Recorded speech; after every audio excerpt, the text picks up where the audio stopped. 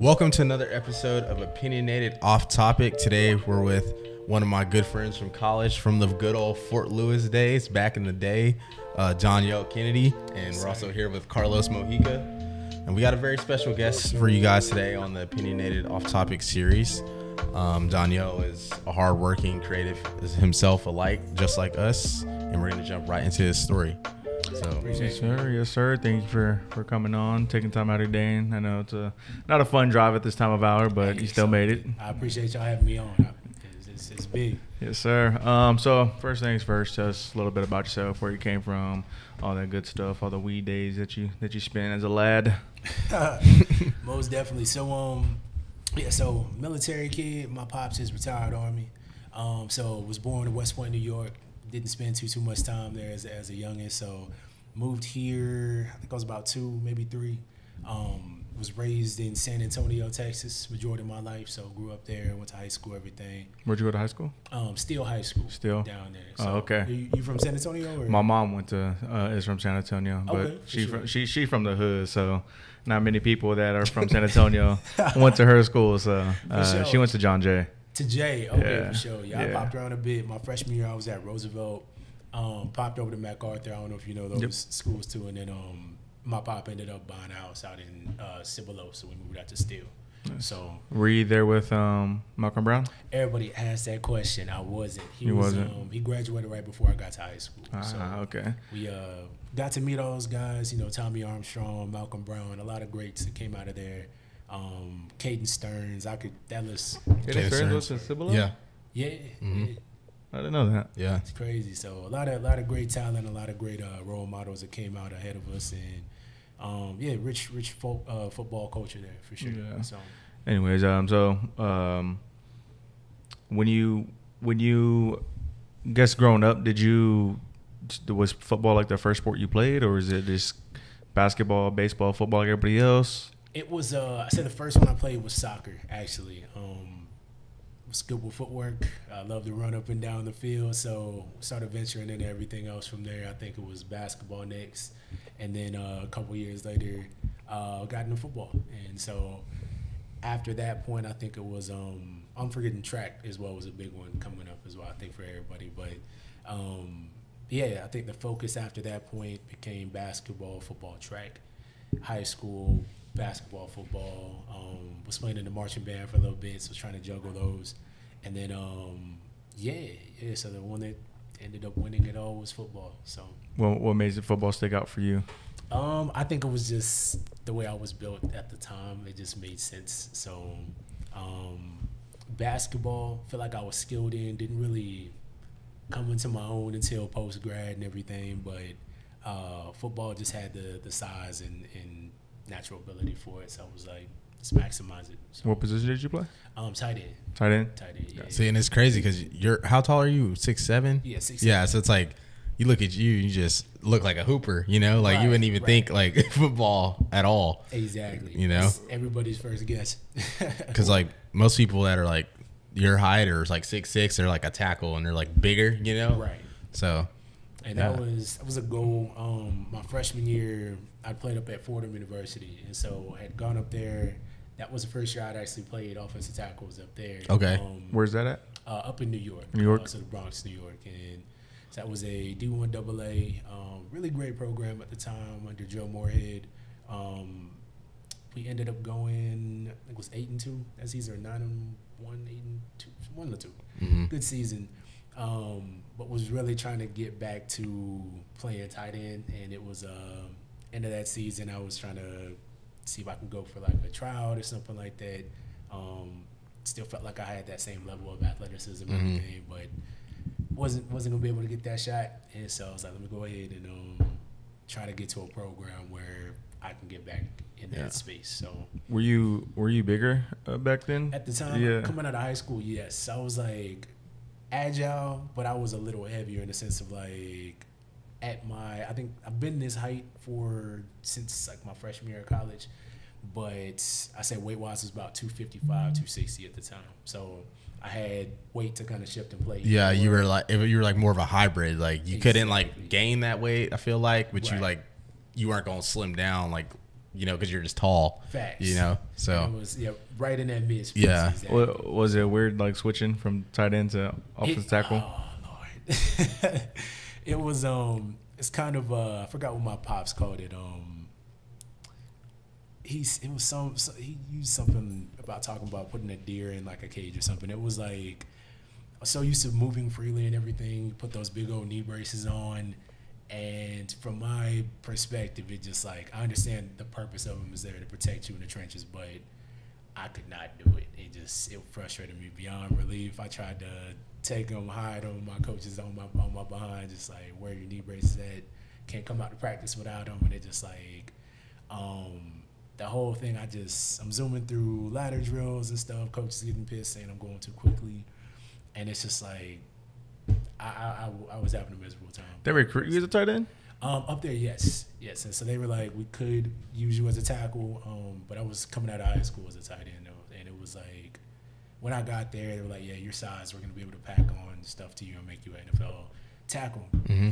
And I just couldn't get my mind into it. Could I have done it? I feel like if I bought into it, most likely, yeah. And it's a big transition, like going, like you said, going from tight end to becoming a tackle. One, you just mentality every play in the trenches. Like the trenches are just different. You got to be different to play in there. And then two, just having to gain that much weight. Like realistically, you'd probably have to be like 330.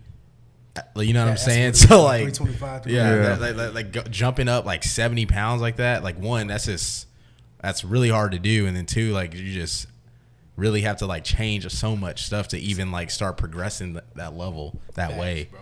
That was a big concern of mine because I'm like in the time frame, like it's gonna take me some time to put this weight on and for it to be like built right. Exactly. Just sloppy weight. Right. And I'm like, so in this space, do I want to either put on this weight right here and kind of get to that point for a chance to play, or kind of just cut my losses and try somewhere else? And that's kind of where I got to with that. And so in that time period, I transferred to Fort Lewis next, so I met you, and spent that spring there before heading to Texas State, and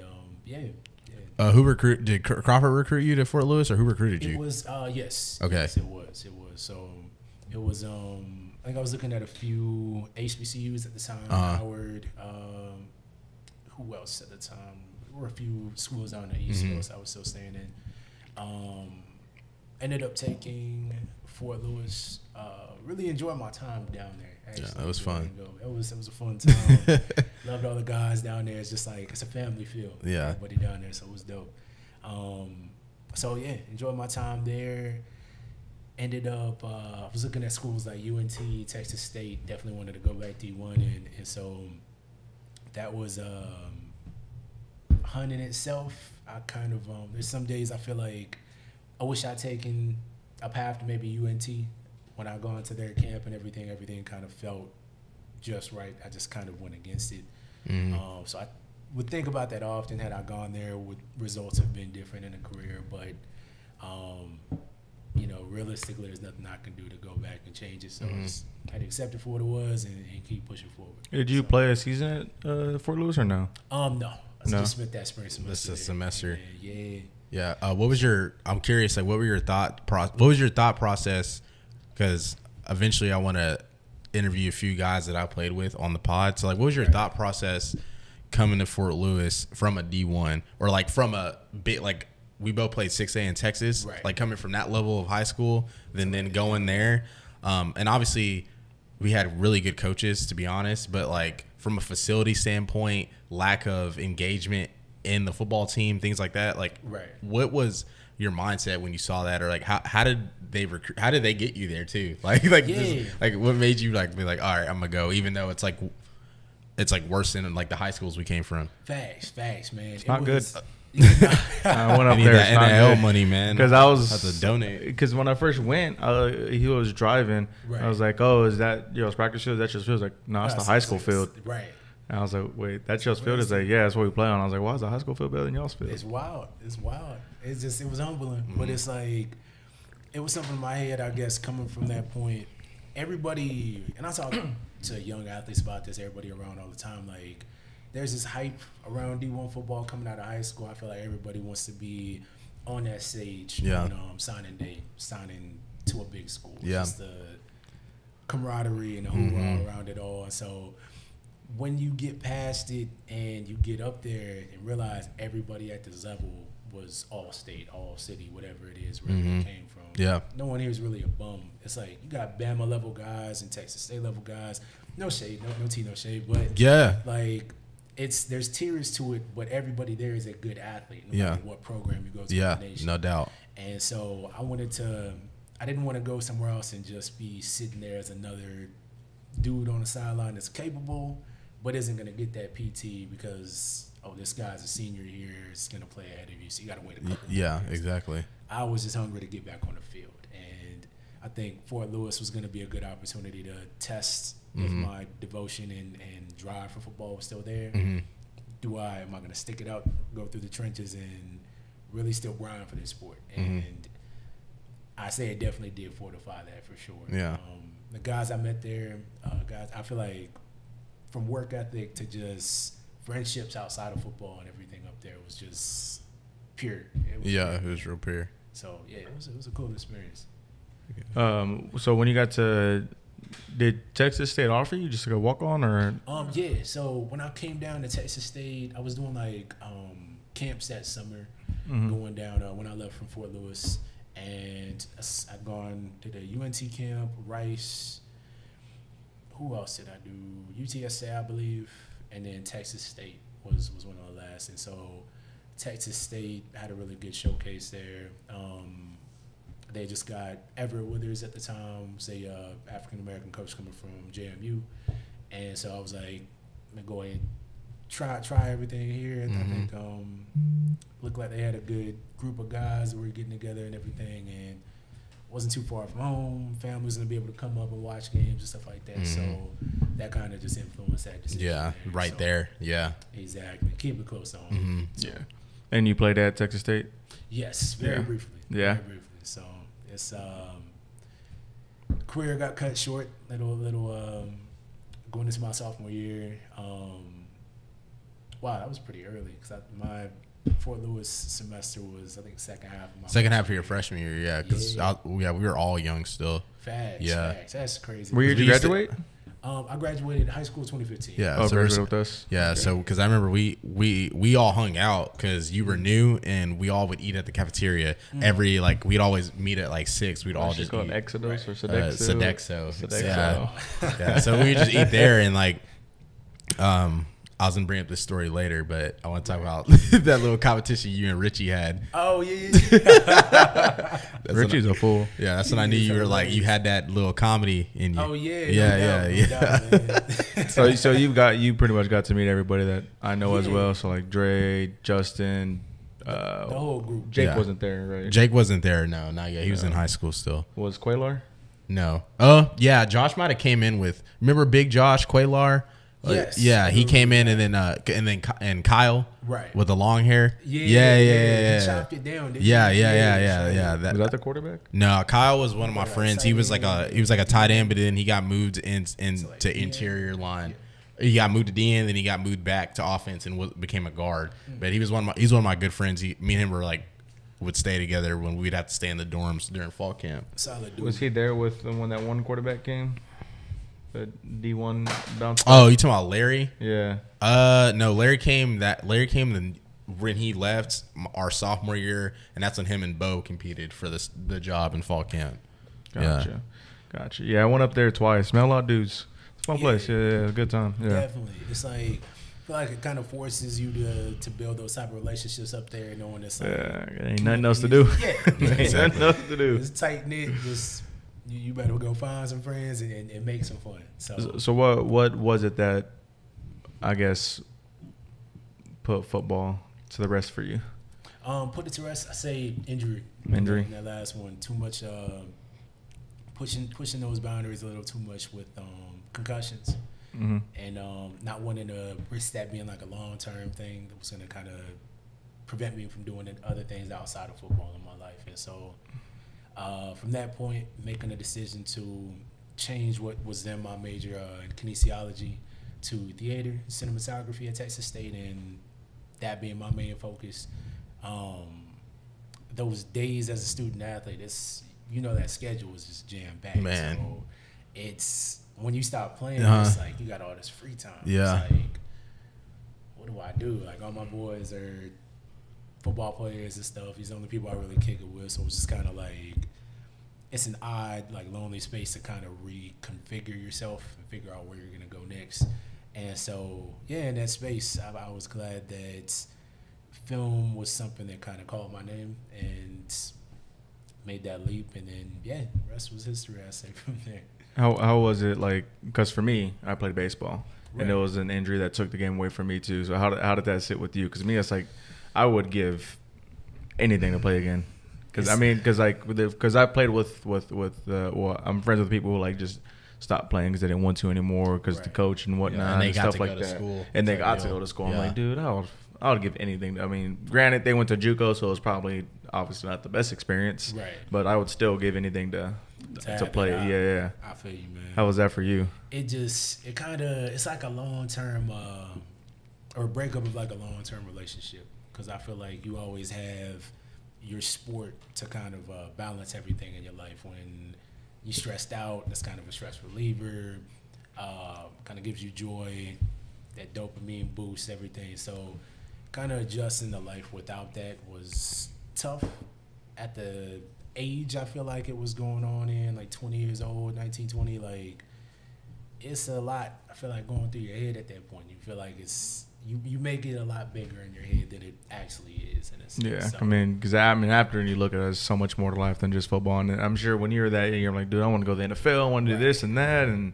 have all this money and everything. So oh yeah, it's like you go through an identity crisis. I feel like a lot of people don't talk about that enough, but it's like you're labeled as this all these years. It's like, oh, that's Cam, the baller and everything. Yeah. He's down the ball. It's like I can do stuff outside of it, but it's this fear of like, what am I even going to do? Everybody's going to be asking questions. How's your career going? How's this going?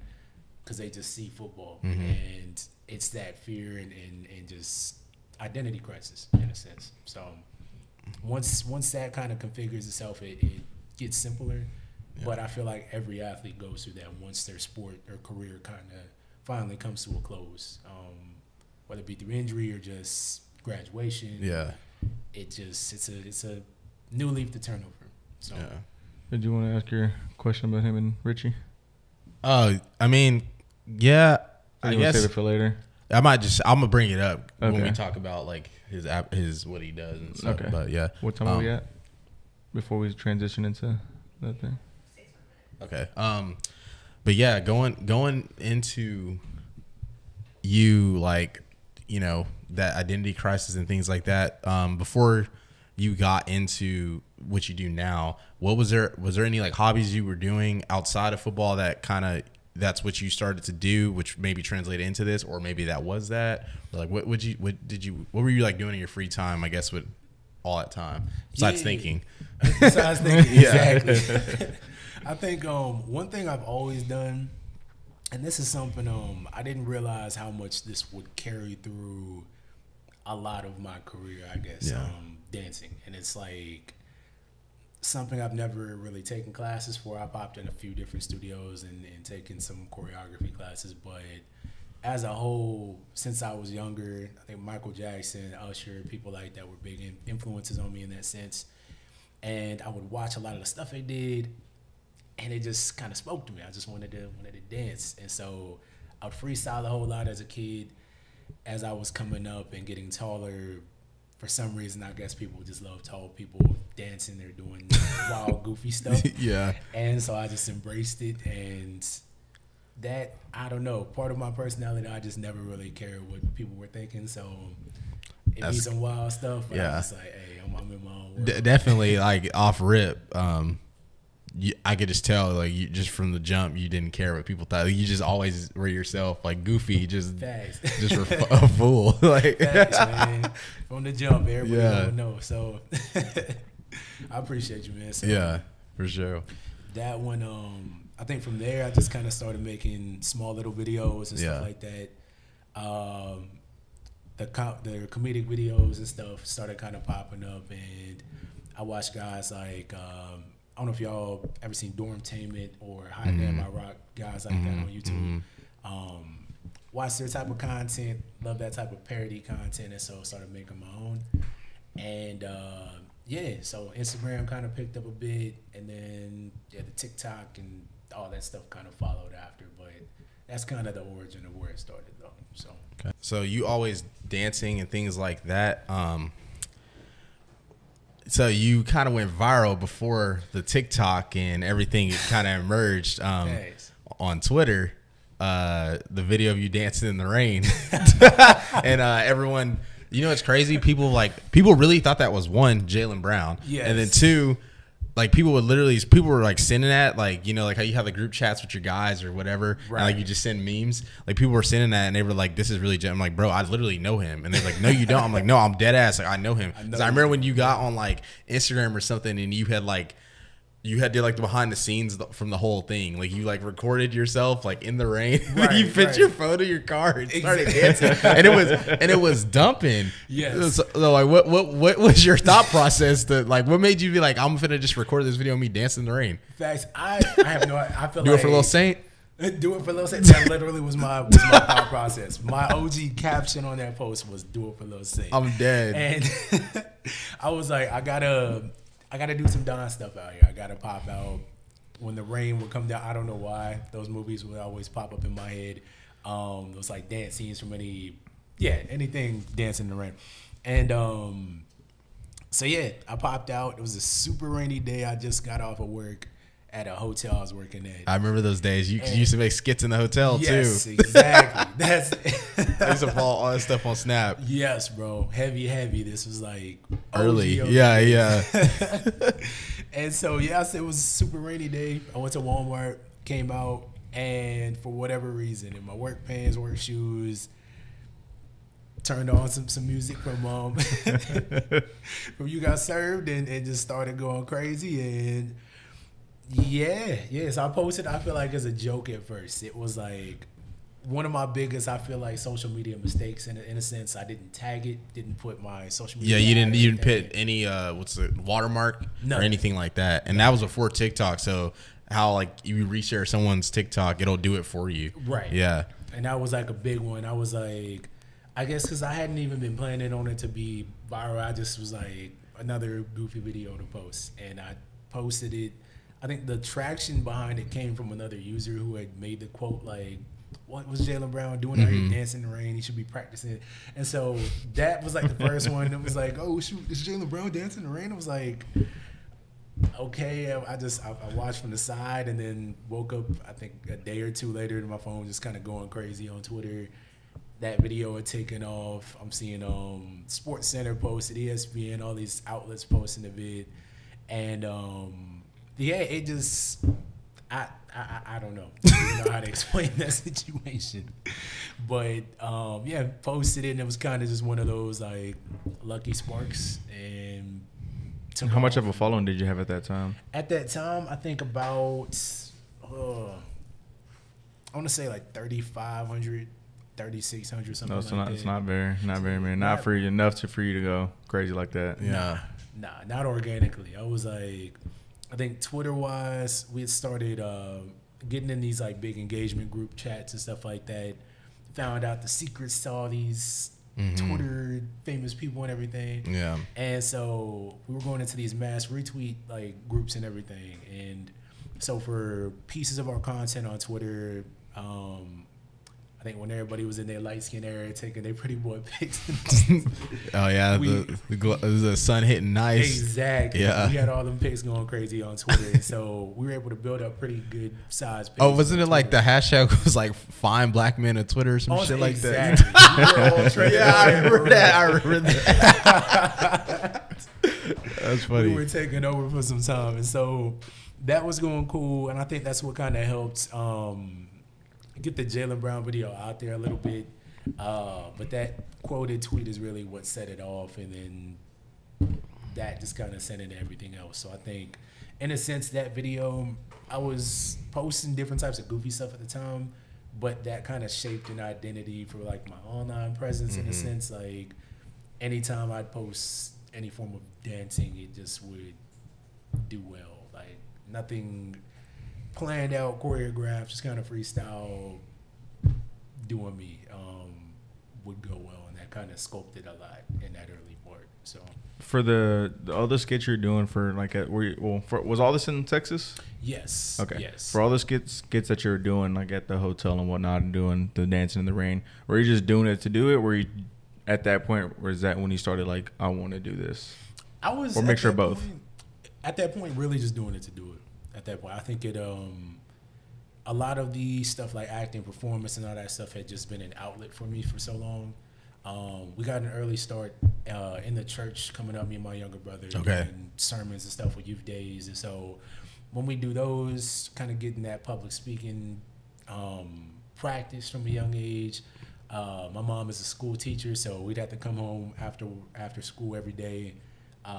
If we had like a youth day coming up in 2 weeks, have like a 14, 15-page sermon, and every day we're going through and having to rehearse the sermon we're going to do for church.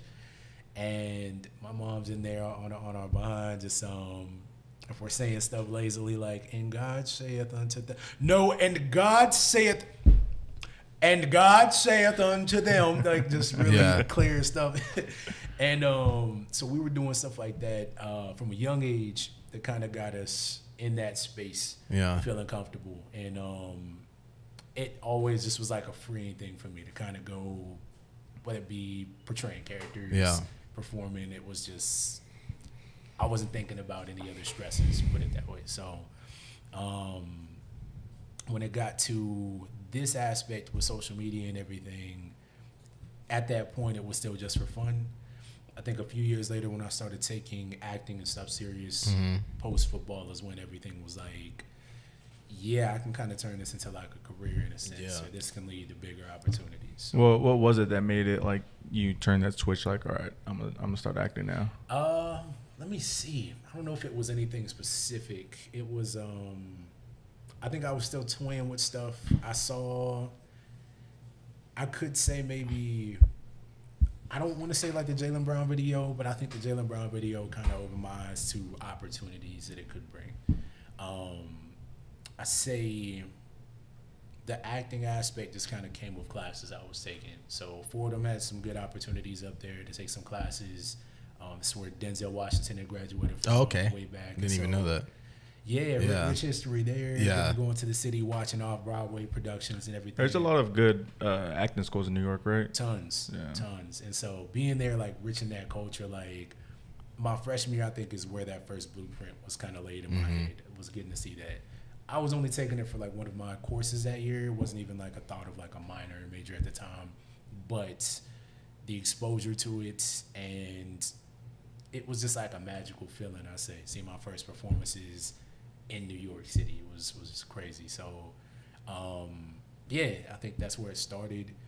Once football ended and the social media stuff kind of started taking over, I'm taking more classes at Texas State, acting focused. It just was giving me kind of that presence in that space that football, I feel like, used to give me, in a sense, that comfort. And so I started leaning a little more so towards that. Use the skills I feel like God blessed me with to open up further doors from there, and then just wanted to keep compounding. So, How hard is acting? You said how hard? Yeah. There's, I think it differs for everybody. I think we all pull from different places. I'd say there are certain aspects for me that are maybe harder than others, certain emotions that may be easier to portray than others.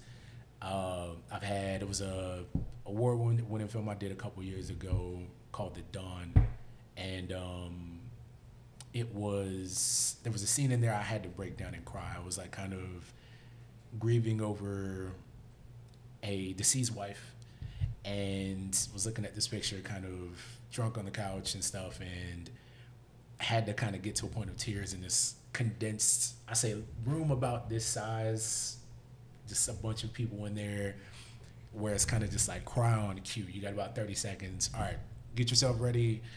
and just cry. And it's just 30 people staring, just kind of just waiting for you, and you're just trying to just force tears out. Just I'm Yeah, gonna that's do this. crazy. And so I say stuff like that, forcing emotion, just like right there.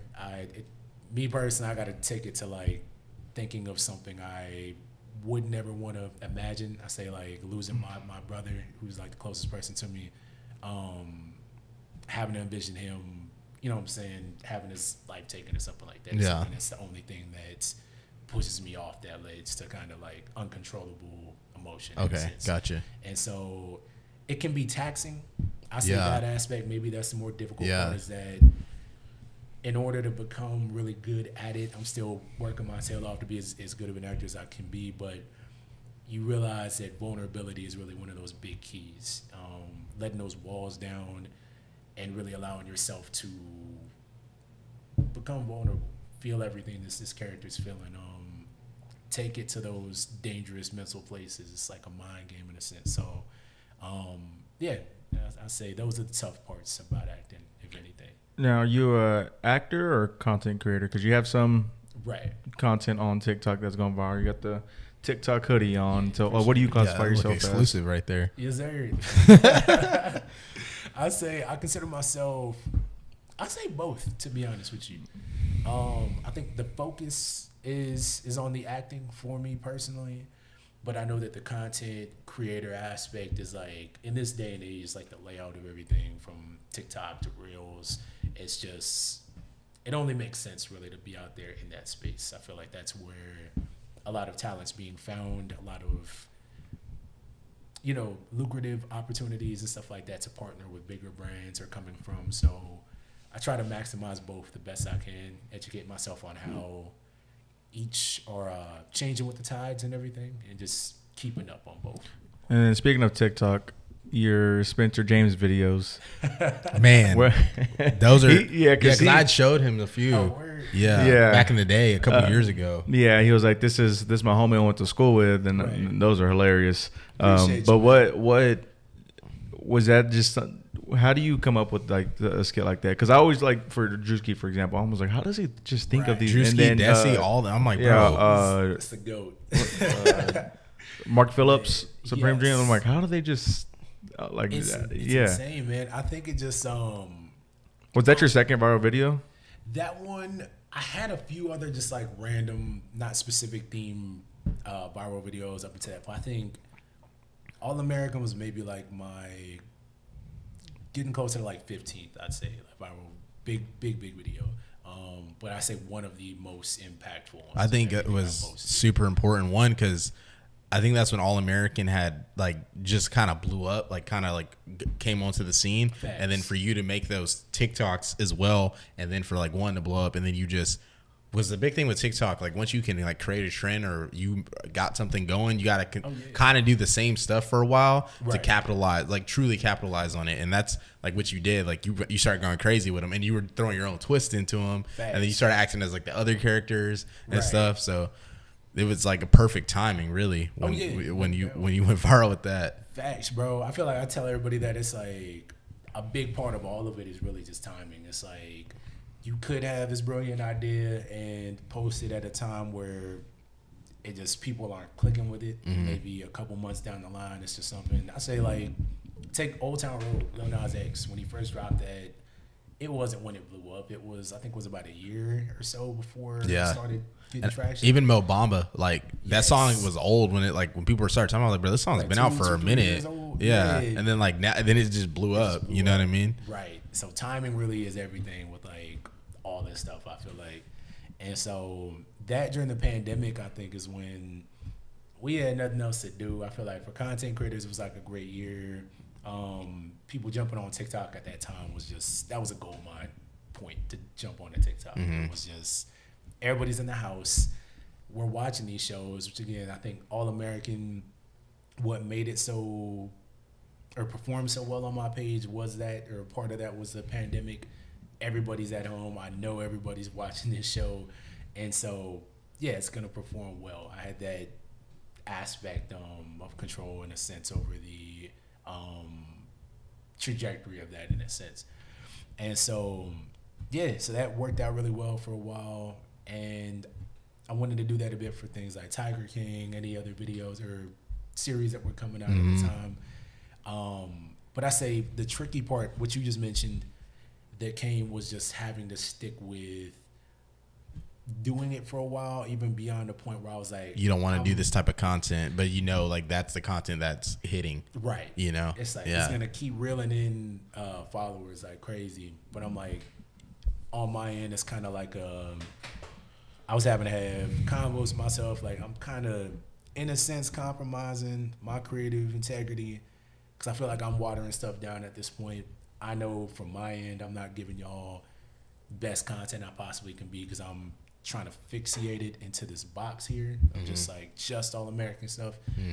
And so when I started getting to a point where I'm like posting serious scenes from films I've done and stuff just to kind of get feedback, and I'm seeing this not being digested, it's just straight laughing emojis off rip because people associate my content with just funny dude. And I think at the time, this is something over time I've kind of changed my mindset on a bit, but at the time, I started fearing that I was going to be put into this box of, oh, Don's just that all-American guy. And that's the only thing I'm going to be known for. I'm like, my career is just beginning. I don't want to be just anything I'm working towards completely contrasting to just be compared back to this like Instagram series. And so I think I, in a sense, removed myself away from it for a while. And I guess it was in that period when I took a break from social media and stuff where I started realizing comedy was kind of one of those things that just came naturally. Like you were asking how the skits were filmed a minute ago. The first one, the OG Spencer lifting in the garage one, was free flowing. I think I went in, had an idea of just whatever it is, Spencer's angry, and reply back with some out of pocket like response. And so I was just going back like, dude, like chill out. You're gonna get high blood pressure. It's like, blood pressure? And I'm like going off of these things. I'm like, all right, that F load. TikTok's got like the you record for a second and stop, record for a second. So I was literally going back and forth in the garage. It's like, how can I keep a conversation going? Yeah. And that was like my method through that entire series for All American was just like, I know the characters well enough in my head. What is something they would stereotypically do? Like I was literally watching the show with no other intention other than to see what are the funny parts I can pick apart and turn into a parody. And so that worked out really well for a while. And once I kind of started thinking about these things, I'm like, that's what I have a knack for. I'm like, I started watching videos with, sorry if I'm rambling. Nah, you're good. It's interesting. Yeah. For sure. I appreciate You're good. it. And so started watching things like the Hollywood Reporters Roundtable and stuff. They kind of have these videos where every quarter of the year they bring in like the season's best actors, directors, and they divvy up these tables up into so like comedic actors, dramatic actors, daytime, different like, and I started thinking about stuff. I'm like, some of my favorite actors coming up weren't always the Denzels, the Will Smiths. They were, let's see, Jack Blacks, Eddie Murphy's, guys who were just Marlon Wayans and the Wayans brothers period, like guys whose funny content, movies like White Chicks and all this stuff that stuck in my brain from a young age and are still funny to this day. Yeah. It helped shape who I was and type of stuff I like to do. And those things, I'm like, that's kind of my natural space. I like the dramatic aspect, but I'm like, why am I running from what you're what I'm what you're inclined to really do. Exactly. Yeah. I'm like, there's success in all these different fields. It's not just this one that I think I had painted in my head for a while. So was it like those guys that made you get into comedy, or was it something else that like? I say it was a mixture of a lot. I say Wayans Bros were definitely a very early one for me and my brother. I feel like our connection with each other was through a lot of comedy like that. My pops is a jokester too, so a lot of the just kind of back and forth stuff in the house, I feel like, and then movies we were watching coming up were always a cool little escape. It was laughter was always a medicinal thing in a sense, and so seeing how that made me feel coming up, I wanted to create and give that feeling back to other people. And seeing things like DMs coming in from people through the pandemic, like, yo, I've been battling with whatever it may be mentally and stuff. Your content's kind of helping me out, just mellow out and stuff like that. I'm seeing that what I'm doing for fun in some circumstances is doing something deeper for some people. And I'm like, this is medicine, man. It's healing for some people. It's my gift from God. I got to keep using that and using it for good. And that's kind of where my mentality with the entire career, I think, got sculpted behind. And since then, it's just been straight ahead. So, Do you did you go to comedy clubs or anything? So like do stand up or whatnot? haven't yet. No? I've been, everybody's been asking me when I'm gonna get into that sphere. I feel like I've been done live performances through theater, but I feel like with comedy, it's a whole nother beast. Because it's kind of like if the crowd ain't rocking with you, it's tough. If you haven't you're not used to that type of rejection of your jokes, and you may spend some time writing these jokes down like, oh, this is some fire. And if it's not delivered correctly, you don't have that confidence up there. I personally, I don't like to say I can't or I'm not able to do things, but I'm definitely not at that point of confidence I feel like to hop on stage yet. Yeah. Working my way up to it. And I feel like as I start getting back into this entertainment sphere as a whole, in the next couple months, I feel like maybe I'll get up to that point of. A lot of comedy has to do with acting too, right? Yes, Yeah. yes. I feel like free flowing stuff like that, I feel like is natural to me, but planned out comedy is something it's a bit of a challenge for me, I'm saying, or feeling like right now. And yeah, just trying to learn as much as I can from the greats around and see as trends are changing, what are people, you know what I'm saying, being attracted to and stuff, and trying to build off of that. I say. So we'll see where it goes. Yeah, and that's just crazy too, honestly. Like, you don't want to be up like the whole time where you're talking about like your jokes not being reciprocated back. I'm just thinking of like the Joker, like then the movie, just like looking at me, just like looking, Yes.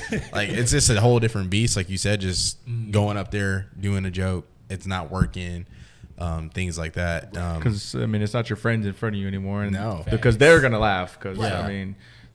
Moral Just the support connection and- you have with them, and the more support, and they know you're already funny from previous stuff, so it's just natural to always laugh. Right. Also too with comedy, like I feel like lately it's gotten with like the way society's going. I feel like people are taking comedy out of context. Like, because I always when people like get mad at a joke, they relate it back to the Will Smith and Jada thing. Right. Like, to me, Will Smith was out of pocket because Oh, yeah. at the end of the day, Chris Rock is a comedian. Right. And That's what he's paid and to in do. comedy, there's like no rules. There like, are none. and that's like a unwritten law. But like, people make like homophobic jokes, racist jokes, all this stuff in comedy. But like, Right. when you go to a comedy show, you don't get mad though. You, 'Cause know what I mean? You chose to go. My whole thing with that was like, you chose to come here.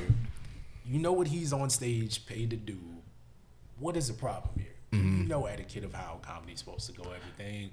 There was no excuse for it. Yeah. At Well, all. At all, man. I felt like he just did it because Jada got mad. Because if you look, Oh, like yeah. like he originally laughed. If you like, when he said the joke, he originally laughed, and then I guess he looked at her. She was mad as hell, and then Yeah, man. That took it to another level. that was a heartbreaking one. I'm like, I guess I'd read his book last year and everything, kind of hearing his story from childhood up and everything. Will, and it was, I guess, a lot of the themes and stuff he had talked about in that book from an early childhood point have been themes about being afraid at the wrong times. You know, feeling like a coward for not stepping up and handling business when he feels like he should have. And I think that was kind of one of those things there, trying to prove a point, is what I kind of inferred from it. That's what I kind of got from it, because I heard they had some like history Right. previously, and then that was just one of those things. Like, and then like also too with the Red Table Talk and everything Will's gone through, the straw. It was the straw that broke. it the was camel's just back. like, you know, he's been the laughing stock of Hollywood probably for the last 2 Past 2 years. So years. it's like, let me just prove a point so y'all to stop talking about me and my family. Like, let me just shut everyone up by using him as an example, which unfortunately for Chris Rock, I thought was just unfortunate for him, and it was just the wrong place and time. Like, yes, you don't do that at a prestigious award show. Everybody's watching it. Yeah, and if you're not watching it, you're gonna see it. Yeah, everybody, like, you're Will Smith, man. Yeah, so this is like, I think for me, what it upset me a lot was seeing two of our biggest black figures in entertainment of all time. I feel like being the ones on screen at that time and that happening. Mm-hmm. It was a kind of like secondhand embarrassment feel through the culture. I feel. Oh, no doubt. It's like, it was tough. No doubt. Shout out to Chris Rock though. I mean, he he didn't retaliate. He didn't do nothing. Yeah, he handled it good. Yeah. He handled it well. I mean, he didn't do nothing. He didn't press charges either, right? No, because I mean, think about it too. Like, as a grown man, bro, like, even if like just getting hit, like, violated like that, you're just like, you're not gonna be thinking about all your other obligations or what's going on in the moment. You're gonna be like, bro, this person other man just slapped me. Like, you're gonna most people are gonna retaliate. You know what I mean? Right. And so that major props to Chris Rock, the way he handled that situation. You know what I'm saying? Prayers up to Will and the fam. I mean, I hope everything goes well there, but it was kind of one of the things in my head I didn't want to believe was real. You know what I'm saying? I grew up, Fresh Prince has always been, I say to this day, it's still my favorite TV show of all time. And it was something I didn't want to believe. It was one of my biggest inspirations. And we all knew that was going to be his night. He finally is getting his Academy Award for Best Actor, and for it all to kind of get to that point and this now being something that can possibly stain every good thing he's done in his career, it's unfortunate. Because there's a lot of people that didn't even know he was nominated for Best Actor. Right. What's the movie called? It's him playing the father of King Richard. Yeah. Really good film. Yeah, I felt like he has other movies that were I better than that, but I was like, all right. Right. I was just glad he finally. See, I'm not really. I like Will Smith, but he's not my favorite actor. I feel like who's your top? Probably like top 2 or 3. I'd probably go like Denzel. I like Leonardo a lot, and then I like I got to really think on that because people have gotten so much better over time. But like those are probably like the 2 that stick out to me, and like they're the 2 like biggest. But I like more of a serious kind of role when I watch a film. Right. And Will Smith has, like, in my opinion, like a lot of like corny or like bad, like poor. It's not really his fault because like the plot or the script or whatever. But like he has a lot of movies where I'm like, you're Will Smith, like, why did you do this movie? Yeah, but then he is versatile. But like for me, it's just like even with versatility, having like poor like movies like that, I feel like it still hurts him regardless. Take away. Yeah. I was watching a thing earlier, kind of things like you got Wild Wild West, Hitch, different things like that, where you have your really great films and you got some like why. Exactly like it's like why'd you take that? You don't need to take that role. You know what I mean? Didn't help. It might not have necessarily harmed you in a heavy way, but it definitely didn't help in a sense in a career. Yeah. But I feel that Denzel is definitely my number one. I say Will's up there. Who else? Leo's definitely up there for me. I say Sidney Poitier from way back, one of the first in Hollywood for us, paved the way for a lot. It's a lot. That list goes on pretty far, but Denzel, I think, definitely has got my top spot. Yeah, my favorite actor of all time is Leonardo. Okay, sure. I love Leonardo. And then I can't remember his name. Tom Hardy. Okay. Oh yeah. Tom Hardy, and then Joaquin Phoenix. Okay. Yeah. Especially as the villain roles or like those type of roles, he kills those. Killing them. I feel like I don't know about y'all. Just throughout the years, I feel like I've shifted more so towards villain sides than heroes in a sense. Like in a lot of these movies, the way they've been depicted. I just I would love to play a villain in like MCU or something like that further down the line, just in the sense of the complexity of those characters. You kind of you got to take yourself out of a mindset of that's the bad guy as opposed to this guy's got a different perspective as to why he's doing what he's or just like crazy people too, like people in thrillers. Exactly. Like just like crazy like. Just breaking their mind apart. Why do they do this? And so that always intrigues me in that sense. It's a lot of layers. So, villains.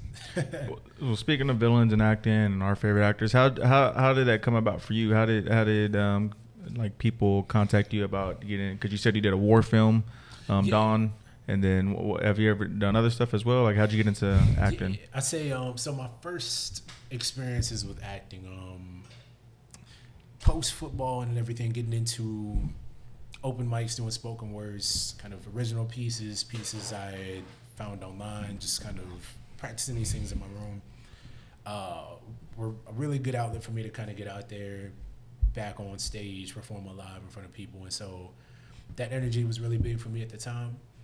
I say beyond that point, I started talking to my first agency, a Vaughn agency in San Antonio, and came in there for my first few auditions. It was like a commercial monologue and a classical monologue. I had to perform with them, and so kind of got myself down with modeling there, kind of started with acting, and started getting into commercials from that point. So doing things with Gold Bond, I'd work with Facebook, CC's Pizza, a few other smaller brands around San Antonio, and started trying to rack those up best I possibly could. So from that point, I'd say it was about a year later, we had filmed, it was a web series that was shot at Texas State called The Land of Milk and Honey. It was my first like role as like a character in like a production. Mm-hmm.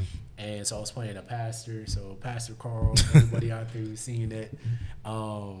Really successful web series. That thing took off, was on a lot of different platforms, reposted. It was big for our community at Texas State. Everybody kind of gathered around it and did really well. It was really, really cool. And so seeing the magic that went around that, the tight-knit community we created with the cast and crew that worked with that web series, it was something that I was like, yeah, this is a production aspect. This is something I can get behind, something I definitely want to get my feet wet a little more so in. So after that web series premiered and started going out, I started looking for castings with short films and everything like that, and kind of slowly trickled into my first feature film, shot 2020. My boy Rich Lawyer Aladdin, director on that. He's based out of Austin too. That going on to Amazon Prime and on to what am I forgetting right now? Apple TV. A lot of great opportunities that have come with it, I think, but that's definitely where it started though. So. Was that the Dawn movie that you're talking about? So the Dawn was a short film shot back in 2019. 2019. Yes, and so Christian Strider is another big name I feel like is gonna be coming up out of San Antonio. Stride Studios, his entire production group is just amazing. Just everybody there, just super hungry to give you the top product or whatever it is they're shooting. And so I went, shot 3 films with them. I'm trying to remember the first one. It was I'm forgetting the name of the first film we did about 3 or 4 years ago. We had The Dawn, which was our first award-winning film, and then we had what else was The Void was a second one there, and so those both went through Filmapalooza, 48-hour film project in San Antonio. So 48 hours is like it happens in multiple different cities in the across the country. It's you have about 48 hours with your production team to create an entire film. Pretty much, you get like each team gets a genre and a topic. You have to have like 5 specific things from this list in the film. Like, gotta have an apple as a prop. Gotta say this line. This name has to pop up somewhere in a character name or somewhere on screen. And so you have those criteria in every single film, but it's like silent film here, horror film, comedy, all these. So it's interesting to see how different filmmakers like take these ideas and piece them together and what they can create within a 48-hour span. And again, just was blessed to have worked with a group like that, Stride, who everybody in there is just hustling around the clock. We're getting there, call time, I think 6 a.m.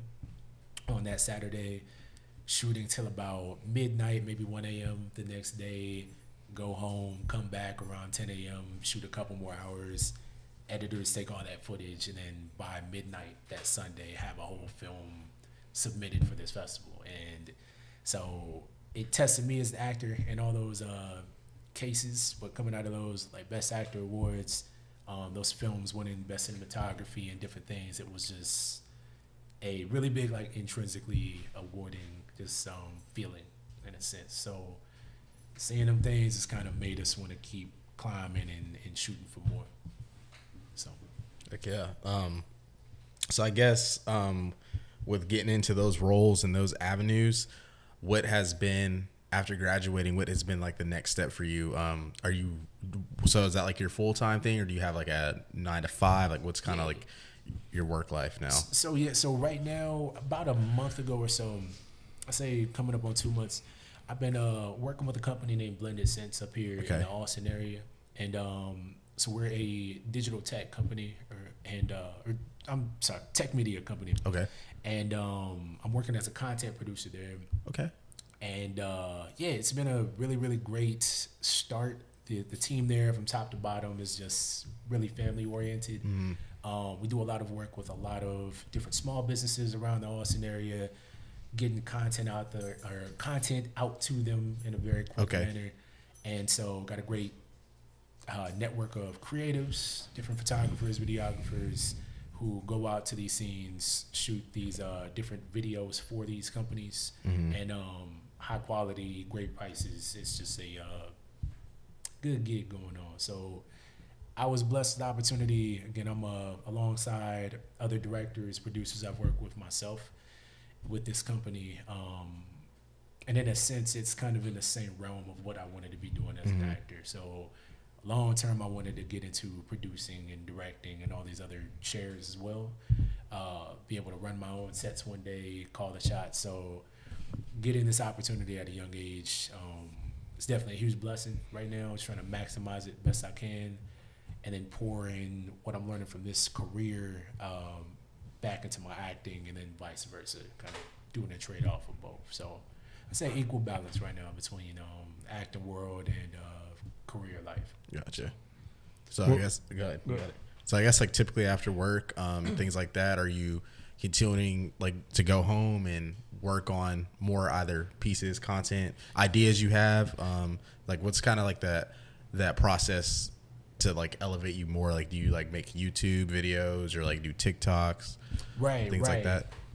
I say this first half of the year post grad, I had taken a good social media cleanse. I say for a bit. I had was trying to figure out everything. I know kind of with the football thing, we talked about the identity aspect. I think graduation wise, you have this expectation of, all right, you graduated, what are you doing now type of feel. And it's like, I don't know. And I think in that time period, it was a lot going on mentally, trying to figure out what direction I was going to be heading in. I set a soft plan. I think New Year's Eve, or going into New Year's, me and my brother had stayed home and worked on vision plans. And so we mapped out exactly what we're going to be doing this year, built kind of like a hard, rough draft of kind of the timeline we wanted to follow. So I gave myself between January and June to hustle as many jobs as I could in San Antonio, save up bread, and then move up to Austin around summertime. And so blessed to have been able to stay along that timeline and get up here now in this area. Yeah. I think, I'm just really just trying to make the most out of this transition, this move right now, and see where it leads me to next. Yeah. So, what are your next goals for acting? So next goals, I say definitely want to pick up a consistent role somewhere. I think there's so many opportunities now on every streaming service, on TV. It's like avenues are everywhere. YouTube's got TV shows out now and everything. It's like I'm trying to just kind of get in where I fit in a sense, kind of get my face out there, start to network more.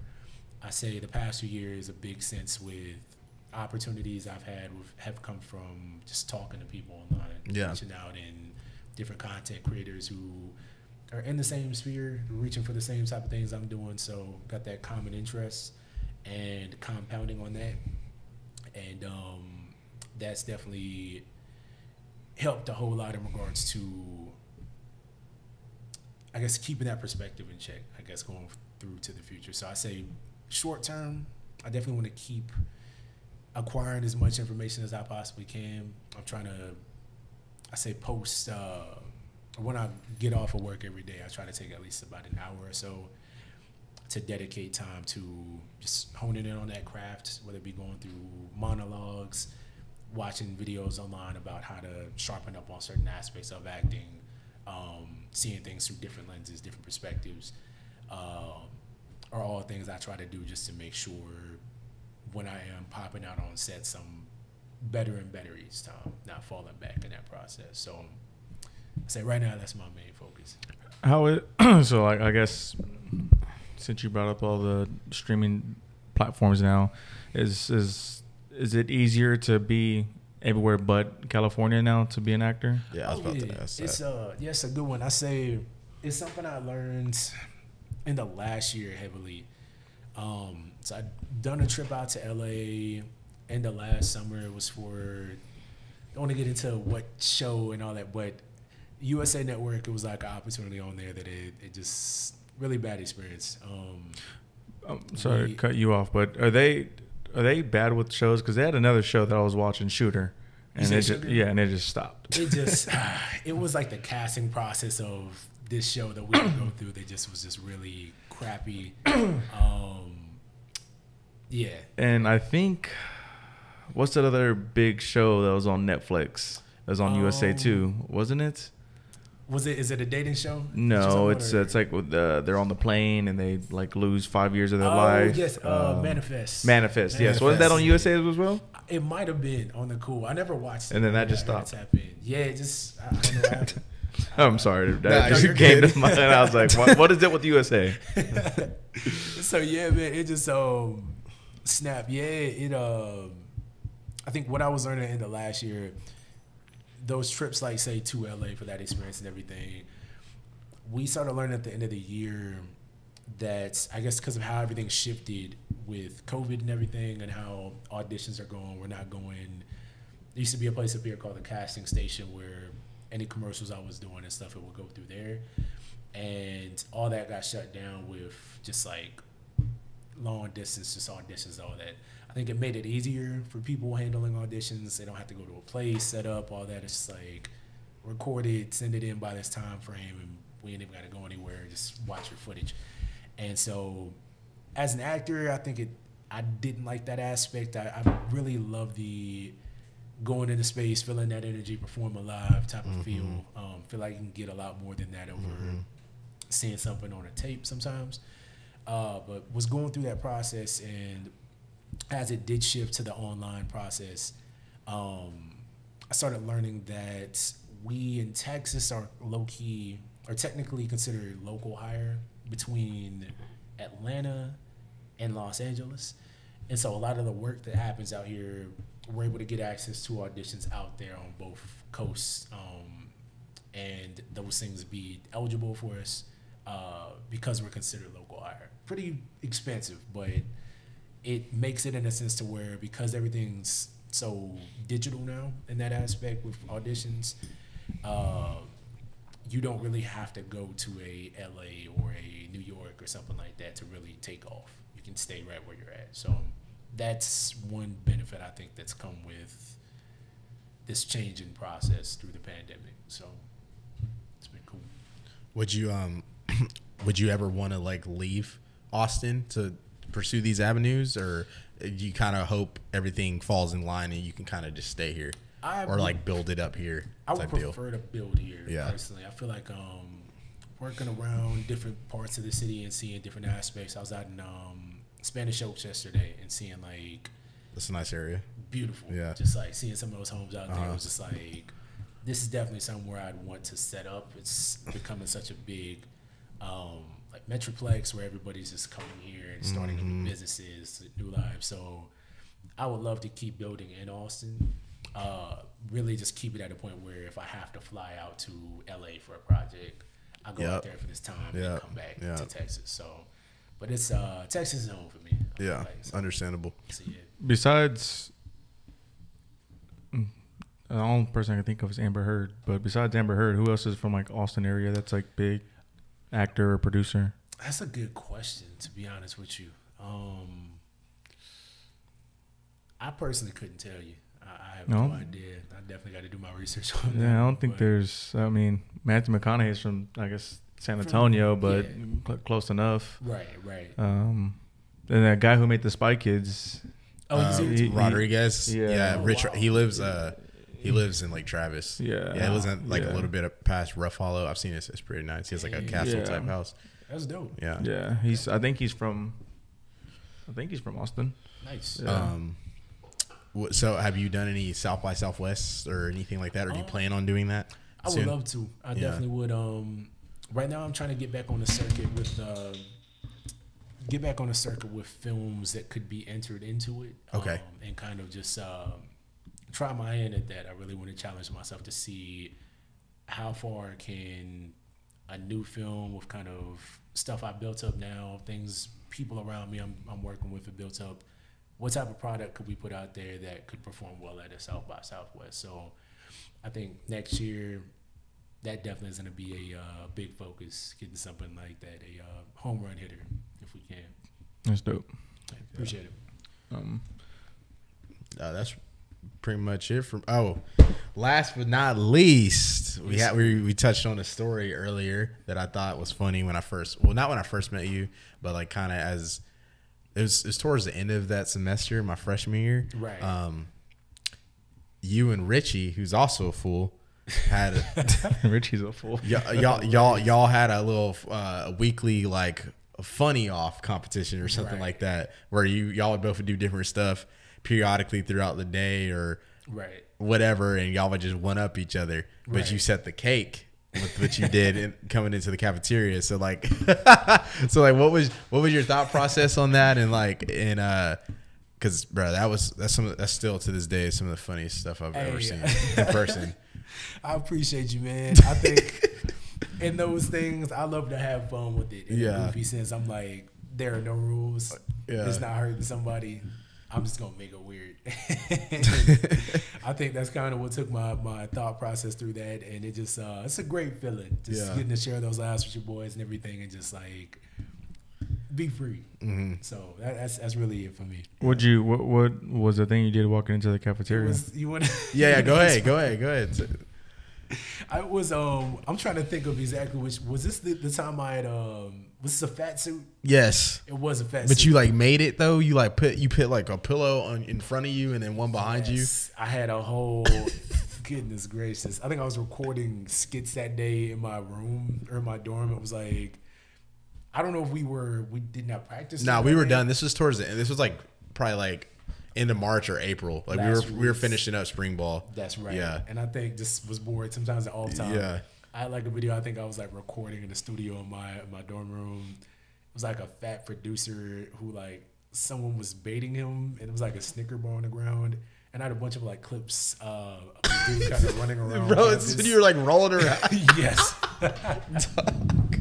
And so I think that's funny as hell. Yes, I was like, I'm not going back to change it yet. It took me too long to get all this stuff, so I went to the cafe and bro, just decided to get down. So it just that was that. And I think you were like playing music too.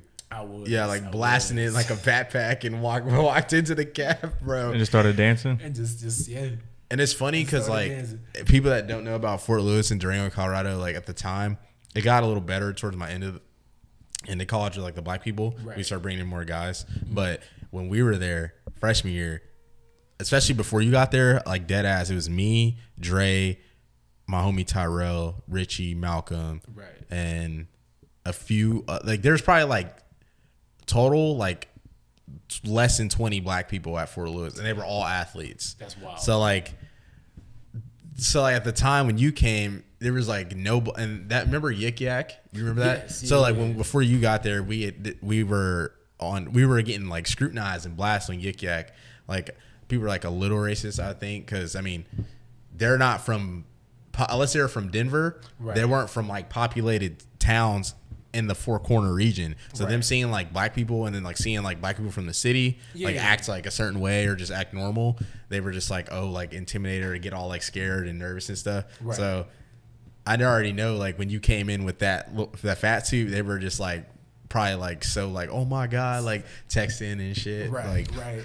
Yeah, but no, I mean, it was that was funny, and honestly, fast forward to now, and then like even during COVID, that's kind of it makes sense why you're successful, because I mean, just doing that back then, you got to not care, and just to do anything creatively, especially like skits and comedy, like that's a certain level of free will that you have to like have in your mind. It's like I feel like that's on par with like music, like you're both. It's like you're putting something out, and it's really going to be judged and scrutinized, and you got to not care like about the reception or how you put yourself in this character to do it. So that's a big one, bro. That's a big one. So I appreciate you, man. Yeah, of course, bro. Well, you have anything for us? Hey man, I just want to say I appreciate y'all bringing me out. Of course. I know this is like long overdue. Finally mapping out time to get this knocked out. So yeah, it's been a while. Yeah, he's one of the first guests I been wanted. a while. When we started the Yeah, off topic. yeah. Man. So I'm glad to finally be here. To be in the studio, it looks great. Thank you, appreciate it. Thank you. Yeah, y'all try to make it. Anybody tuning in, subscribe, blast us everywhere you are. These guys are hustling, doing their thing. So.